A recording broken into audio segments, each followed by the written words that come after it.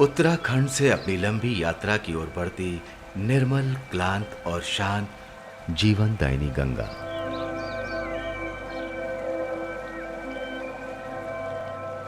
हजारों हजार वर्षों से सनातन धारा में प्रवाहित इस भूमि द्वारा रचित कविता को इसके बिंबों में, इसकी संस्कृति में और इसकी परंपराओं में साफ पढ़ा जा सकता है।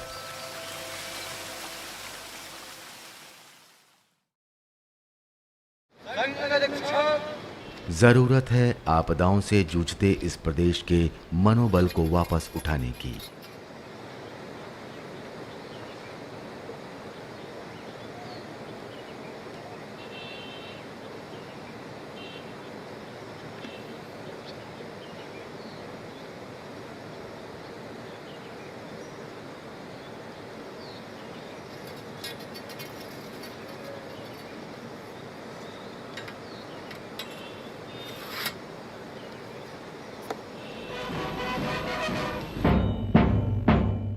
राष्ट्रीय स्वयंसेवक संघ की स्थापना केशव बलिराम हेगड़ेवार द्वारा विजयदशमी के दिन हुई। इसी दिन संपूर्ण देश अपने नायक भगवान राम की जीत और बुराई के प्रतिबिंब रावण की हार को पर्व के रूप में मनाता है। राष्ट्रीय स्वयंसेवक संघ भारतीय मूल्यों को स्थापित करने के लिए कार्यरत रहा। स्वयंसेवक, जो इस संघ का आधार स्तंभ हैं, के द्वारा वसुधैव कुटुंबकम अर्थात पूरा विश्व एक परिवार के मत को प्रचारित किया गया। देश के भीतर इस सामाजिक और सांस्कृतिक संगठन ने इसी भावना के तहत कार्य किया।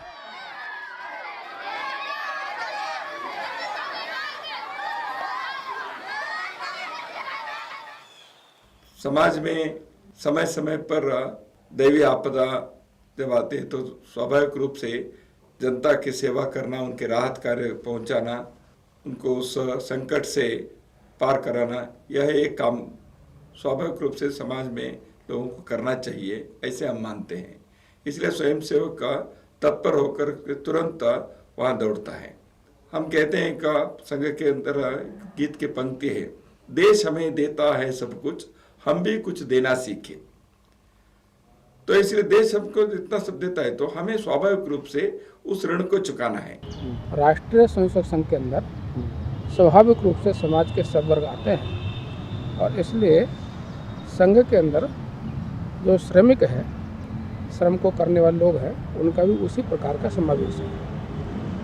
संघ सेवा कार्यों के द्वारा समाज के अपने ऐसे जो अभावग्रस्त लोग हैं या श्रमिक हैं, उनके अंदर स्किल डेवलपमेंट हो और वो स्वयं अपने पैरों पर खड़े हों, इस दृष्टि से देश भर के लाखों सेवा कार्यों के माध्यम से प्रयास करता है। राष्ट्रीय स्वयंसेवक संघ ने उत्तराखंड के अंदर भी इसी प्रकार के सेवा कार्य ऐसे समाज के लोगों में खड़े किए। संघ का मूल काम है अच्छे लोगों का निर्माण करना, अच्छा व्यक्ति समाज में बनाना। वो जो अच्छे व्यक्ति निर्मित होते हैं वो समाज की जैसे जैसे आवश्यकता होती है उसी आवश्यकता के अनुसार समाज में वो सेवा के काम करते हैं। अपने उत्तरांचल में भी भिन्न भिन्न प्रकार के सेवा के काम अपने संघ के स्वयंसेवक, अपने संघ के कार्यकर्ता वो भिन्न भिन्न प्रकार के सेवा के काम करते हैं। केदार घाटी है, बद्रीनाथ धाम है, गंगोत्री है, यमुनोत्री है, इनको केंद्र मानकर और सेवा कार्य प्रारंभ किए। एकल विद्यालय प्रारंभ किए। छोटे छोटे गांव हैं, कहीं 10 बच्चे हैं, कहीं 20 बच्चे हैं, तो इसलिए एक अध्यापक एक स्कूल, ऐसी हमने परंपरा शुरू की। वहाँ पर हमने चिकित्सालय शुरू किए, गांव-गांव के लिए मेडिकल वैन की व्यवस्था की, छात्रावास शुरू किए। ऐसे बच्चे जिनके माता पिता नहीं रहे, परिवार में दुखद घटना हो गई, व्यापार खत्म हो गया, मकान खत्म हो गया, बच्चे कहाँ रहें, कैसे रहें, तो उन बच्चों के लिए हमने अलग अलग स्थानों पर छात्रावास शुरू किए हैं। इनके माध्यम से उनके अंदर स्वावलंबन भी निर्माण होता है, उनके अंदर शिक्षा का भाव भी निर्माण होता है और संस्कार भी आता है।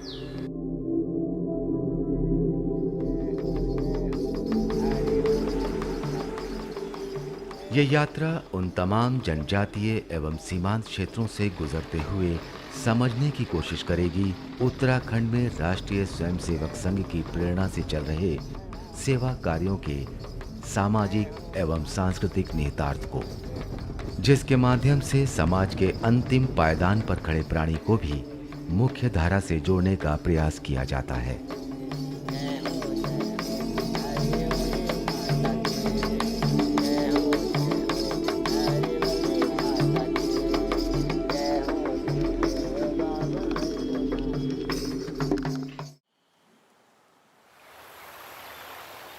इस यात्रा का पहला पड़ाव बना टोंस घाटी पर स्थित सीमांत गांव नेटवाड़।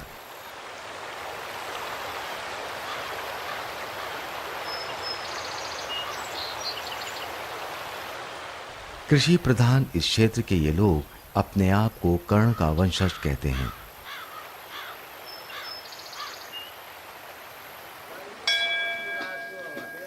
कर्ण शैल के राजा जिन पे बसा ये सुंदर मंदिर अपने भीतर इस गांव के सांस्कृतिक इतिहास को समेटे है।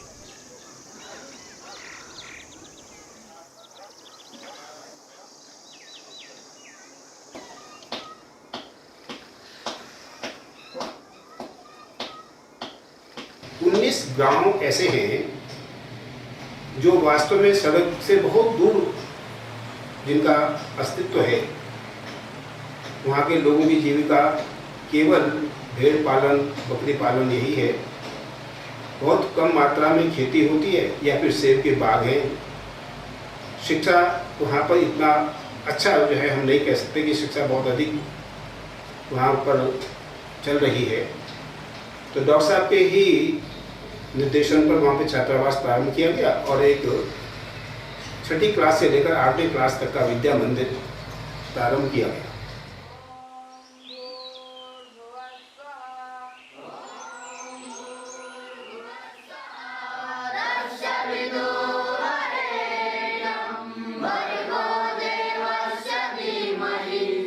राष्ट्रीय स्वयंसेवक संघ की प्रेरणा से उत्तरांचल दैवीय आपदा पीड़ित सहायता समिति द्वारा संचालित ये परिसर इस सीमांत क्षेत्र में जुझारू रूप से कार्यरत है।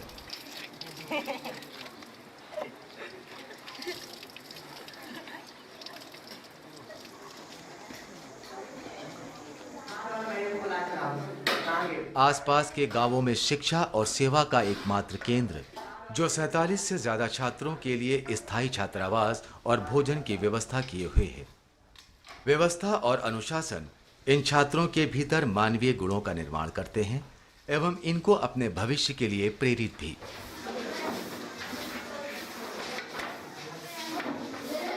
शिक्षा से व्यवस्था का बड़ा ही घनिष्ठ संबंध है।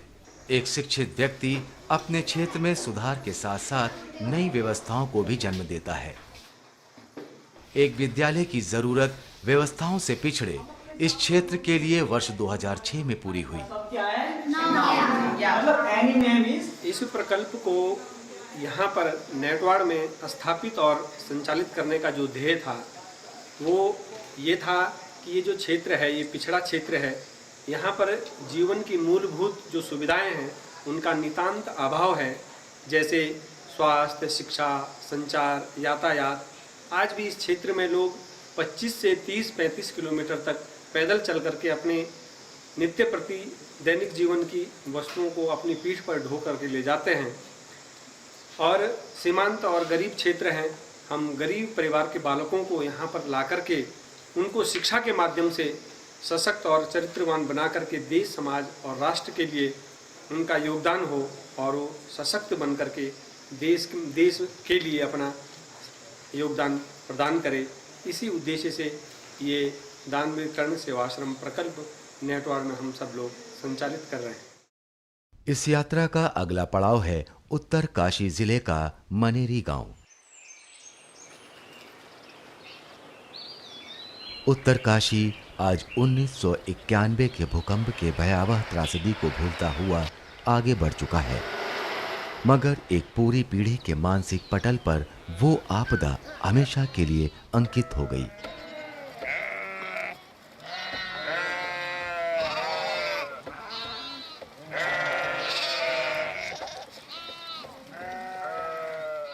पच्चीस साल बाद एक नई पीढ़ी उभर कर आई, जिसके लिए इस जीवन को नए सिरे से जीने की आस है।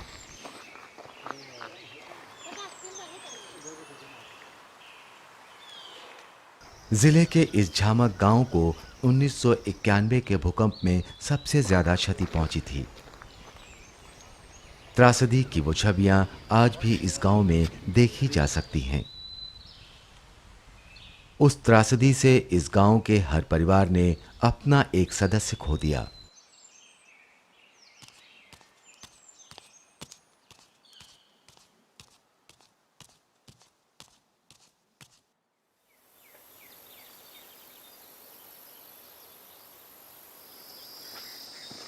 आज भी रोजमर्रा की जरूरतों को पूरा करने के लिए यहाँ के निवासियों को मीलों की पैदल यात्रा करनी पड़ती है।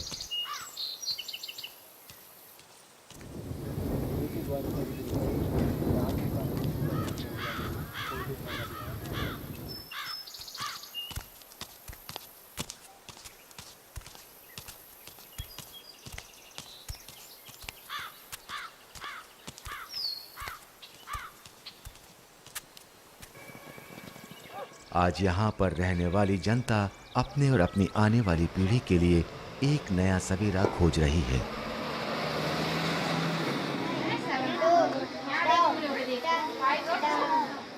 इनकी इस खोज में हाथ बटाता है इस क्षेत्र में चलने वाला ये विद्यालय।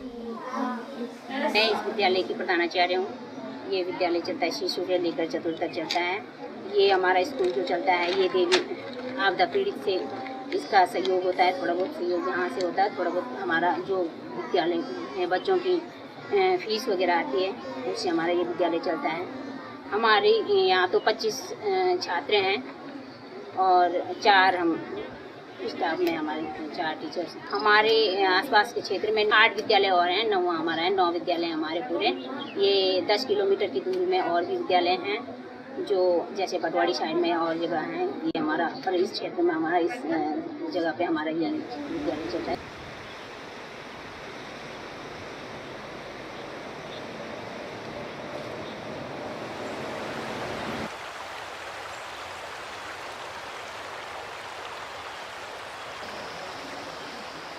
इस क्षेत्र में तमाम तरह के सेवा कार्यों का श्रेय मनेरी गांव के सेवा आश्रम को जाता है।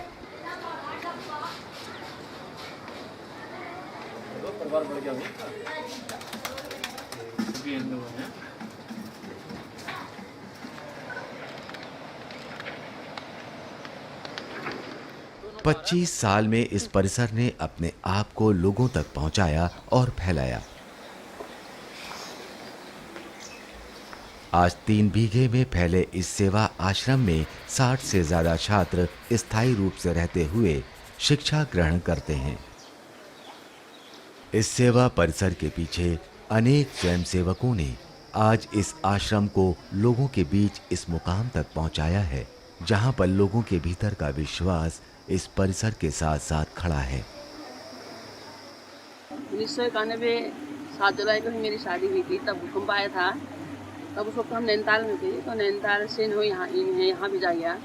तो उसके बाद फिर 6-7 महीने बाद ये मुझे जब यहाँ लाए तो ये मुझे यहाँ लाने के लिए यहाँ आने के लिए भी रोकते थे। बोलते यहाँ ऐसा भी आने का स्थान नहीं है, बहुत कठिन है।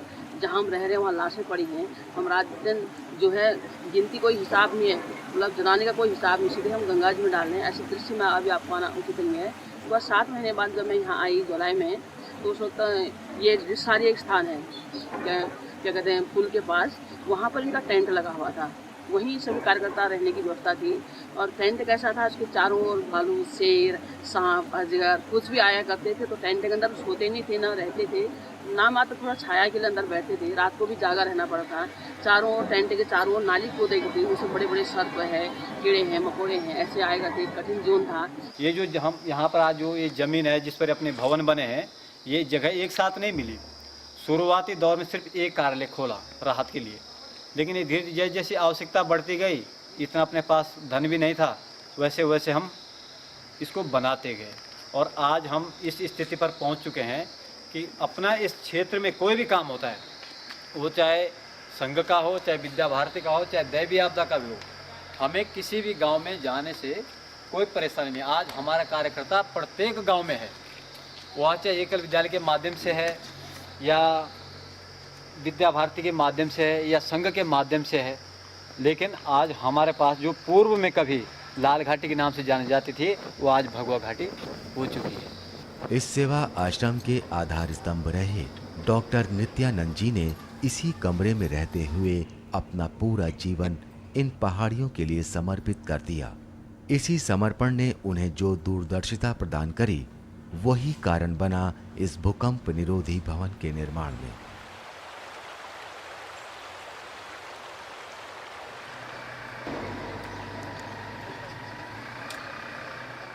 अगली सुबह उत्तरकाशी के एक और छात्रावास के ये बच्चे हर हफ्ते की तरह अपने मोहल्ले, मंदिर और सड़कों की सफाई करते हुए भारत सरकार के स्वच्छ भारत अभियान ने इन छात्रों को ये करने के लिए नई ऊर्जा प्रदान की है।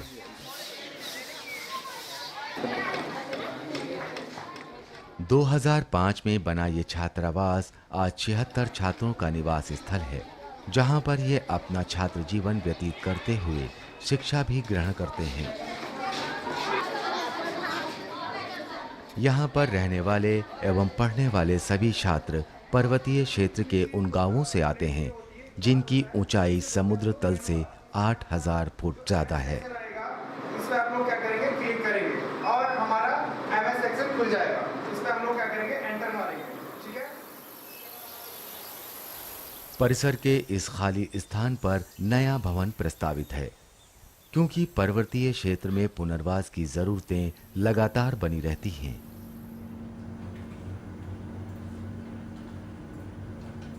2013 की केदार घाटी आपदा के बाद ये जरूरत वापस खड़ी हो गई है।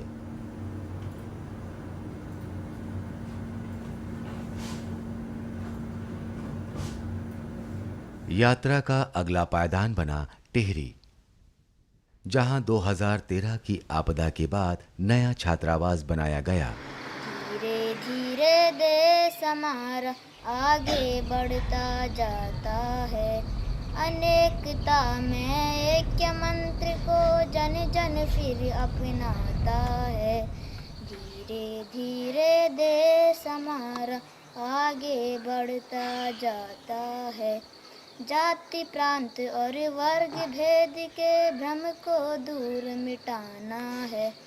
एक देश का भाव जगाए भारत सबकी माता है। धीरे धीरे देश हमारा आगे बढ़ता जाता है। भारत के टिहरी का ये छात्रावास इन छात्रों के मस्तिष्क से 2013 में आई आपदा की छवियों को निकालने में तत्पर है, मगर जिन्होंने अपने माता पिता को इस आपदा में खोया, उनके लिए ये घटना जीवंत हो उठती है।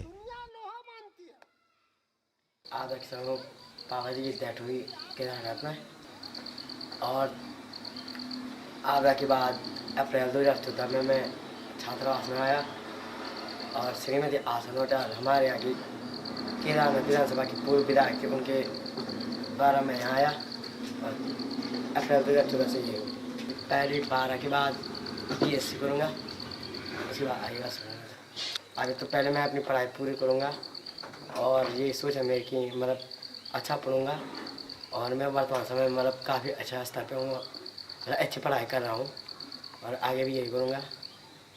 और बाद में गांव घर के लिए सोचूंगा अपनी पढ़ाई पूरी करने के बाद।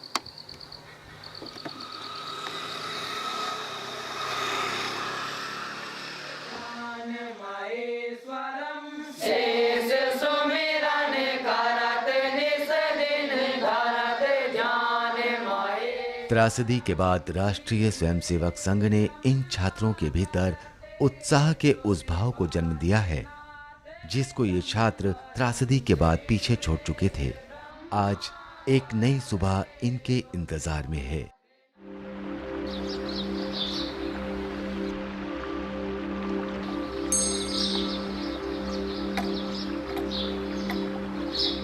इसी यात्रा का अगला पड़ाव बना गुप्त काशी।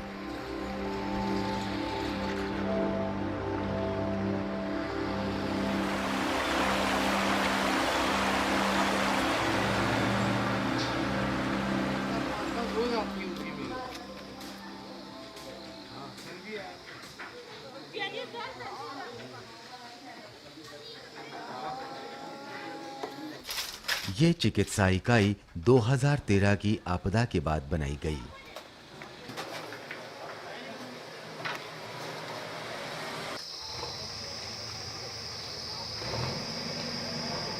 इसी क्षेत्र में ही संघ की प्रेरणा से सभी प्रकार की आधुनिक चिकित्सा पद्धतियों से युक्त निर्माणाधीन ये अस्पताल जल्द ही पूर्ण होगा।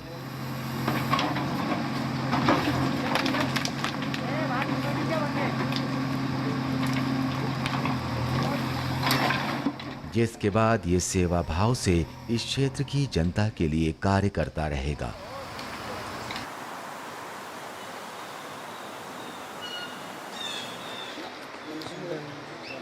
हर रोज कर्णप्रयाग के आसपास के गांवों में ये चिकित्सा वाहन इलाज के लिए जाता है, जिसमें एक चिकित्सक और एक सहयोगी उपस्थित रहता है।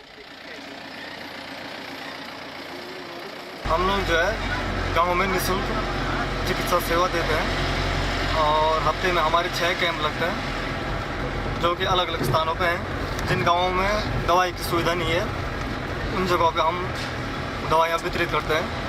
और सोमवार को हम नंदासेन बेनोली में जाते हैं गांव में, वहाँ दवाई देते हैं। मंगलवार को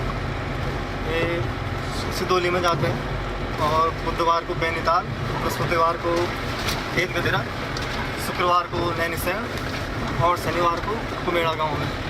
लगभग गांव में हम 50-60 पेशेंट जो है देखते हैं प्रत्येक दिन। इस बीच हमारे 7-8 गांव आते हैं, तो हर गांव को देखते हुए सभी गांव में दवाइयाँ वितरित करते हैं। इस तरह के चिकित्सा वाहन उत्तराखंड में संघ की प्रेरणा से चल रहे चिकित्सा इकाइयों की तरह ही काम करते हैं। पूरे प्रदेश में चल रहे ऐसे 4 चिकित्सा वाहन 70 केंद्रों पर जाते हैं, जहां पर इलाज के साथ साथ चिकित्सा संबंधी कार्यशालाओं का भी आयोजन होता है। आज सारणी के हिसाब से ये वाहन रुड़की के मुस्लिम बाहुल्य क्षेत्र में पहुंचा है। एक साइड में पेशाब करने में कोई दिक्कत? कब से हो रहा है? क्या नाम है? मंजीत।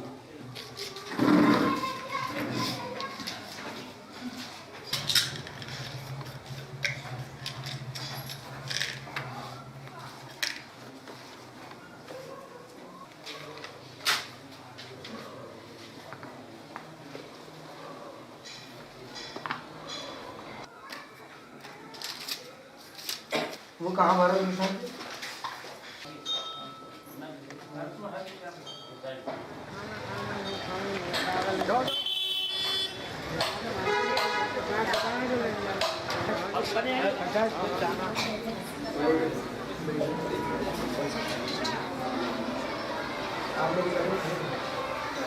हल्द्वानी के मुस्लिम बाहुल्य क्षेत्र में राष्ट्रीय स्वयंसेवक संघ का शैक्षिक संगठन विद्या भारती द्वारा संचालित इस सरस्वती शिशु मंदिर में पढ़ने वाले ज्यादातर छात्र एवं छात्राएं मुस्लिम परिवारों से आते हैं।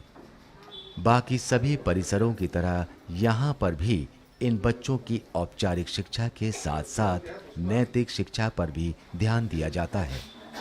समय समय पर होने वाले मिलन समारोहों के तहत आज इन बच्चों के माता पिता विद्यालय आए हुए हैं।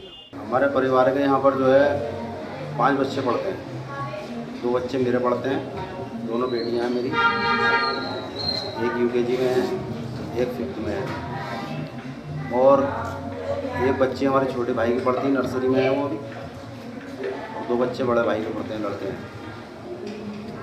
बेहतर पढ़ाई है यहाँ, पूरी सुविधा मिलती है यहाँ पर बच्चों को बहुत ज़्यादा ध्यान देते हैं। जो बच्चे अगर पढ़ाई में थोड़ा कमज़ोर हैं, नहीं पढ़ पा रहे हैं, तो उनको ये 1-1 घंटा 2-2 घंटा अलग से भी स्कूल टाइम से अलग भी टाइम देते हैं और पढ़ाते हैं। उसमें कोई उनसे ट्यूशन फीस नहीं ली जाती और बच्चों को जो भी बेहतर सुविधा हो सकती है मुहैया यहाँ पर ये कराते हैं। मुझे पढ़ाई में बहुत अच्छा, जैसे कुछ आता नहीं था उससे कुछ भी, अब यहाँ पर बहुत कुछ आता है। इंग्लिश में ही सब बोल लेता है, हिंदी में। मेरे जो बच्चे 3 यहाँ से पढ़ के गए 6ठी क्लास तक, बहुत बढ़िया पढ़ाई है, बहुत अच्छी पढ़ाई करते हैं आचार्य जी और बहुत देखभाल करते हैं बच्चों की। बहुत प्यार मोहब्बत से पढ़ाते हैं बच्चों को और हर एक से मोहब्बत भी करते हैं। यहाँ कोई भेदभाव नहीं है किसी किस्म का।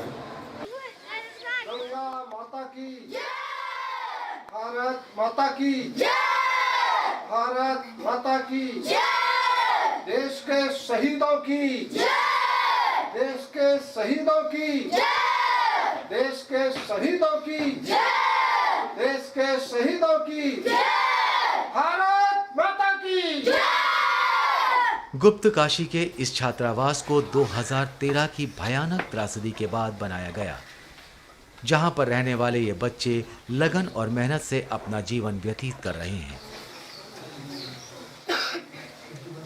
इसमें लगभग 25 गांव के विद्यार्थी पढ़ते हैं और 25 गांव के ऐसे विद्यार्थी हैं जिनकी जो केदारनाथ आपदा में जिनका घर से परिवार से जन धन हानि हुई हो, ऐसे बच्चों को आरएसएस ने छात्रावास में रखा है। उसमें से ऐसे बच्चे थे जिनके घर में मम्मी माँ और पिताजी नहीं हैं और दादाजी उनका लालन पालन करते हैं। अभी हाल ही में उनके दादाजी की मृत्यु हो गई है। अब वो बिल्कुल अनाथ हैं। अब उसको दैवीय आपदा पीड़ित सहायता समिति बहुत अच्छे से चला रही है। उनका भोजन और कपड़े पूरा उनका खर्चा उत्तरांचल दैवीय आपदा पीड़ित सहायता समिति देखती है। देश को अपनी माता मानते इन बच्चों द्वारा शाम की यह आरती बाकी परिसरों की तरह मन को स्पर्श कर जाती है।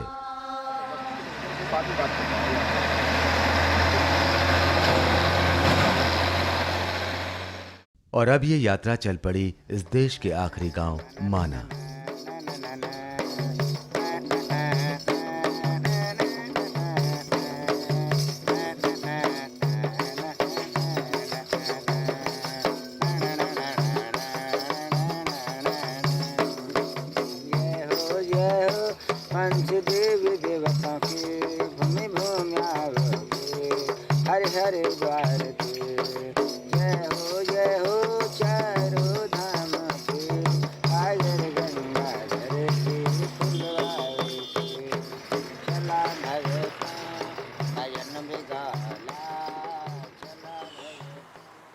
समुद्र तट के 10,180 फुट पर बसे इस गांव में सांसों में जा रही ऑक्सीजन की मात्रा मैदानी क्षेत्रों से काफी कम है।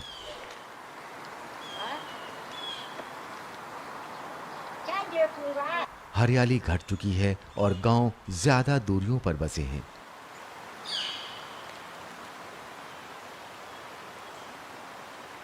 आज भी ये गांव भारतीय संस्कृति से जुड़े चिन्हों को सहेजे है।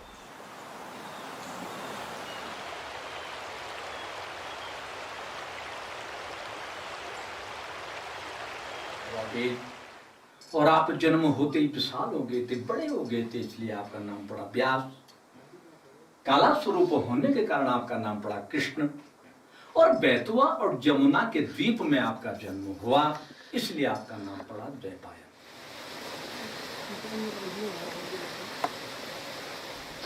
गांव में ही बसा ये प्राथमिक शिक्षा बाल विद्यालय सरस्वती शिशु मंदिर है, जो कि राष्ट्रीय स्वयंसेवक संघ के संबद्ध शैक्षिक संगठन विद्या भारती द्वारा संचालित किया जाता है। ठंड नजदीक होने के कारण 3 महीने के लिए इस विद्यालय को बंद कर दिया जाता है और यहाँ के छात्र नीचे की पहाड़ियों के विद्यालयों में भेज दिए जाते हैं।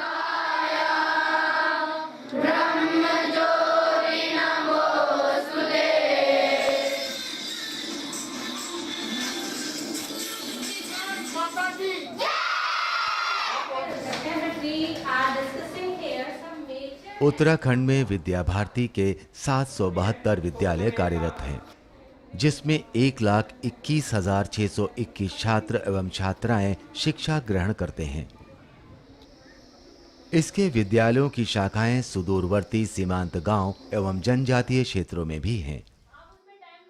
इस संस्थान की यही उपस्थिति एक राष्ट्रीय शिक्षा नीति पर जोर देती है, जिसका अगला पायदान पूरे राष्ट्र में एकल शिक्षा प्रणाली का है। और पहला विकल्प है टेबल, इंसर्ट टेबल, ठीक है?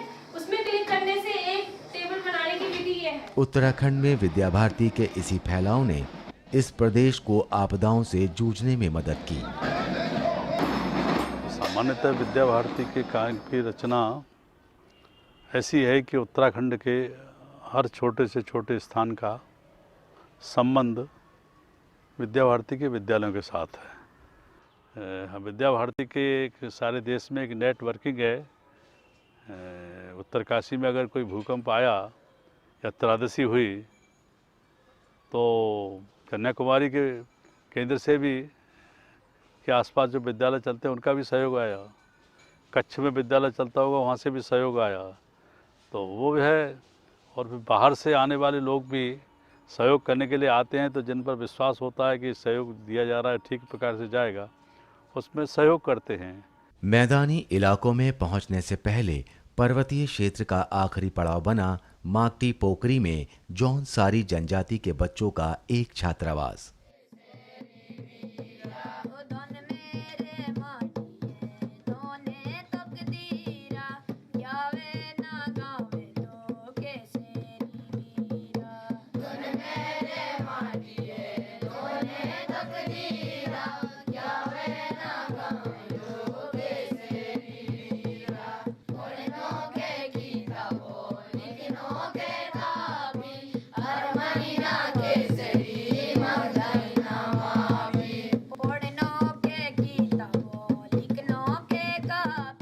उत्तराखंड में 5 प्रकार की जनजाति पाई जाती हैं: जौनसारी, थारू, राजी, बुक्सा एवं भोटिया। इन जनजातियों में सबसे ज्यादा आबादी जौनसारी की है। ये इस जनजातीय आबादी का 38.78% है और 356 गांवों में पाए जाते हैं। दूसरे स्थान पर है थारू जनजाति, जो कि जनजातीय आबादी का 32.5% है और ये 141 गांवों में पाए जाते हैं। तीसरे स्थान पर है भोटिया, जो कि इस आबादी का 14.78% है और ये 291 गांवों में पाए जाते हैं। चौथे स्थान पर है बुक्सा, जो कि इस आबादी का 13.67 और ये 173 गांवों में पाए जाते हैं। पांचवें स्थान पर है राजी जनजाति, जो कि मात्र इस जनजातीय आबादी का 0.27% ही है और मात्र 8 गांवों में पाए जाते हैं। ऐसे सब जनजातियों के अंदर संघ ने उनकी समस्याओं को समझते हुए और उनमें सेवा कार्य शुरू की, और इसलिए आज खटीमा क्षेत्र के अंदर और सितारगंज जिसको हम बोलते हैं, भोटियों के अंदर, थारुओं के अंदर, मुक्साज के अंदर, इन सभी क्षेत्रों में हमारे सेवा कार्य हैं। इन सेवा कार्यों के माध्यम से हम प्राचीन अपनी संस्कृति, राष्ट्रता, उसके संस्कार देने के काम करते हैं।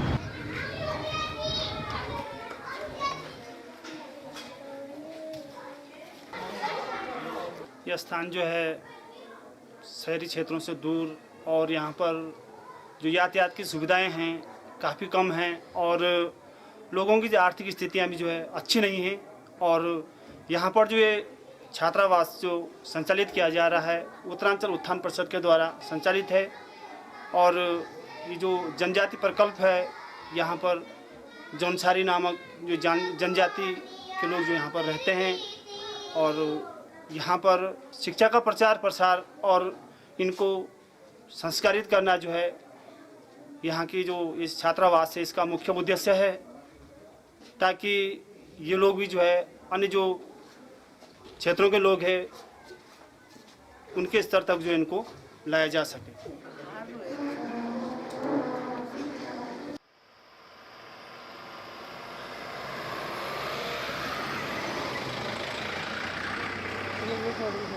सितारगंज में चल रहा ये जनजातीय प्रकल्प थारू जनजाति के बच्चों को नई दिशा देने में कार्यरत है, जहां पर लगन एवं मेहनत से ये बच्चे समाज की मुख्यधारा में बढ़ने के लिए तत्पर हैं।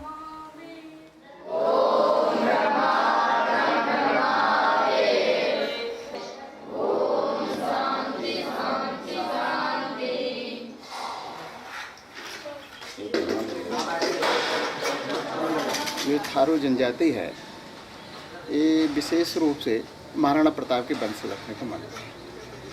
अभी 16वीं शताब्दी के प्रारंभ में यहाँ पर ये कुछ राणा आए और यहीं पर आकर बसे। एक प्रकल्प हमारा मंदिर का है। महाराणा प्रताप के जो वंशज थे, कुल देवता थे एक लिंगी जी महाराज, और यहाँ पर पुरातन काल से, प्राचीन समय से, जिस समय यहाँ पर इस जाति के लोग आए थे, उन्होंने यहाँ पर वो मंदिर बनाया था। तो उसी का पुनर्निर्माण करके और एक ये भव्य मंदिर का निर्माण कराया है। यहाँ पर छात्रावास की योजना थी, तो दूसरा हमारा जो प्रकल्प है छात्रावास है। तीसरा एक संग्रहालय है, जहाँ पर ये जो जनजाति वर्ग के लोग रहते हैं, इनकी पुरानी परंपराएं, संस्कृति, वाद्य, खेती करने के यंत्र, आभूषण, वस्त्र इत्यादि उसमें रखे जा सकें, जिससे कि जो आगामी आने वाली जो पीढ़ी है उसको याद रहे कि हमारे पूर्वज कैसे रहते थे। पिछले दिनों हमने पूजनीय सरसंघ चालक जी को बुलाकर 28 फरवरी को यहाँ पर कार्यक्रम किया था, जिसमें लगभग 70,000 यहाँ के स्थानीय 2 खंडों के खटीमा और सितारगंज के लोग आए थे। परम पूजनीय सरसंघ चालक जी का उद्बोधन भी हुआ, बड़ा उसका प्रभाव भी है इस क्षेत्र में। तो उसके माध्यम से हम ये सारे के सारे प्रकल्प चलाते हैं। यहाँ पर जो गरीब छात्र हैं, विद्यार्थी हैं थारू जनजाति के, उनको यहाँ पर ला के रखते हैं, उनका शिक्षण, उनका शारीरिक संस्कार, इस सब प्रकार का, और बिल्कुल मुफ्त में ऐसी उनको शिक्षा देते हैं। ऐसा ये केंद्र है। कई बार हमारा समाज कुष्ठ रोगी और उनके सगे संबंधियों की तरफ भिन्नता का व्यवहार रखता है।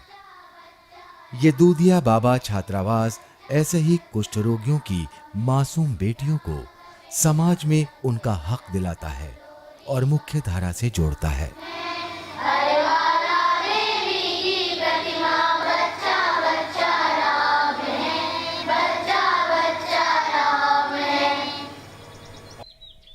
हमारा अगला पड़ाव है रुद्रपुर में वनवासी कन्या छात्रावास द्वारा संचालित उत्तर पूर्व की बहनों का सेवा प्रकल्प।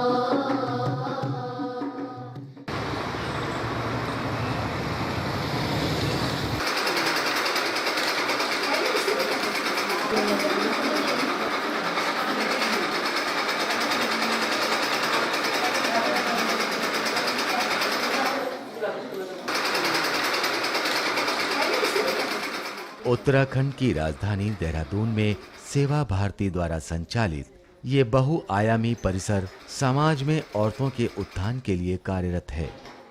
ये औरतें जो अपने परिवार की जीविका का एक स्रोत हैं, अपना घर चलाने में सक्षम हैं। संघ की प्रेरणा से कार्यरत सेवा भारती उनके सहयोग में उनके साथ खड़ा है। अपना जो ये केंद्र है इसमें हम महिलाओं के लिए दो सिलाई केंद्र चलाते हैं, जिसमें 2 शिफ्टों में, एक में 10 बहनें आती हैं, शाम को 6 बहनें आती हैं। उसके अलावा हम सौंदर्य प्रशिक्षण का भी यहाँ पर बहनों को रोजगार देते हैं, जैसे उनको ब्यूटिशियन का काम कराना। ऐसे ही अपनी बच्चियों के लिए हम लोग कंप्यूटर केंद्र चला रहे हैं यहाँ पर, जिसमें 18 बच्चे सुबह आते हैं और 13 बच्चे शाम को आते हैं।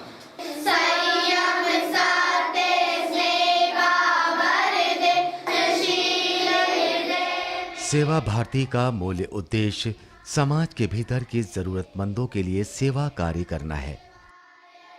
मेरी बेटी का नाम कशिश है, वो 3 साल से पढ़ रही है। पढ़ाई सही लगी आके तो मैं इसलिए भेजती हूँ। पढ़ने में भी सही है बच्चे, तो इस वजह से मैं यहीं भेजती हूँ। अच्छे संस्कार आए हैं, बड़ों का आदर करना, और पहले से पढ़ाई में भी सही हो गई है, तो बस इसी वजह से मैं यहाँ भेज देती हूँ। मैं वो टीचर बनना चाहती है कि मैं टीचर बनूँगी, मैम की तरह पढ़ाऊँगी कि मैं भी सबको। आगे बच्चों की मर्जी है क्या बनना चाहते हैं वो। सेवा भारती का उद्देश्य ये होता है कि जो अपने अर्बन एरियाज़ हैं, शहरी क्षेत्र हैं, उनमें आपने देखा होगा कि कई जगह गंदी बस्तियाँ होती हैं, वंचित वर्ग के लोग वहाँ रहते हैं, गरीब होते हैं, अशिक्षित होते हैं, नशे के शिकार होते हैं, और स्थान की उनके पास कमी होती है। उनके घरों के अंदर अगर आप जाकर के देखेंगे तो अंधेरा, सीलन वगैरह ऐसी समस्याएं वहाँ पे हैं। इन समस्याओं के कारण कुंठाओं के कारण नशा, नशे के कारण लड़ाई झगड़ा, तो कुल मिला के हमारे समाज का एक बहुत बड़ा वर्ग बहुत बुरी स्थिति में है। जो वर्ग अच्छी स्थिति में है उसका ये दायित्व है कि वो वहाँ जाए और उनके लिए कुछ सेवा के कार्य करे, उनके लिए कुछ अच्छा कर सके।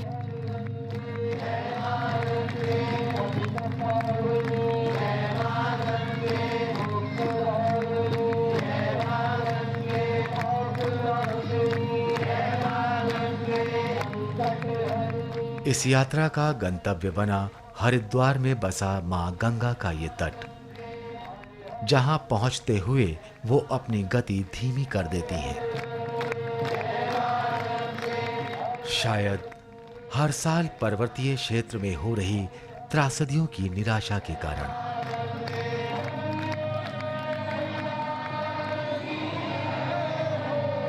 इस पूरी यात्रा में एक बिंदु महत्वपूर्ण रहा, वो था इन सेवा कार्यों के द्वारा समाज के भीतर बढ़ रही सामाजिक समरसता।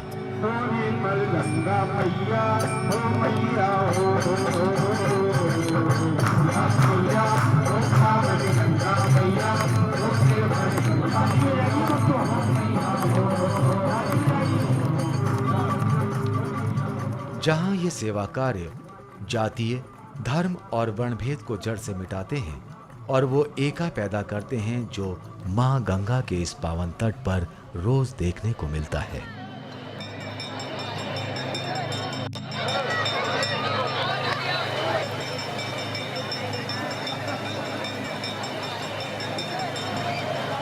मां गंगा और उनसे जुड़ने वाली वो तमाम नदियां ही तो राष्ट्रीय स्वयंसेवक संघ के उन तमाम सेवा कार्यों की साक्षी हैं